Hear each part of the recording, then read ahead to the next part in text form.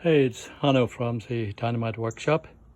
I have a Toyota Tundra and I'm trying to change my light bulb tail lights, and of course the descriptions on how to get this light off was a little tricky.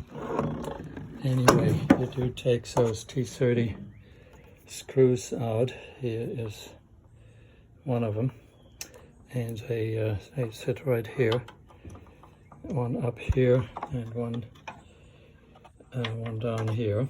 So I got those out. That's the first thing you do, and then you can just get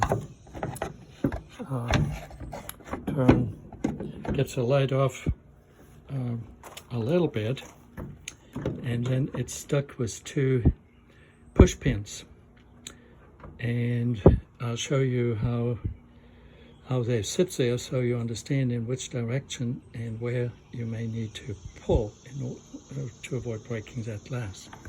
So anyway, one sits right here at the top. Can you see it there? Yes, one is right here. And this is what they look like. And they go right in there. That's one of them. And one is here. So they actually pull out towards the side of the car, straight back this way. Okay.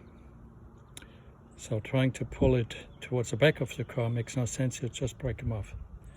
So pull them to the side of the car. Thanks for watching. See you next time.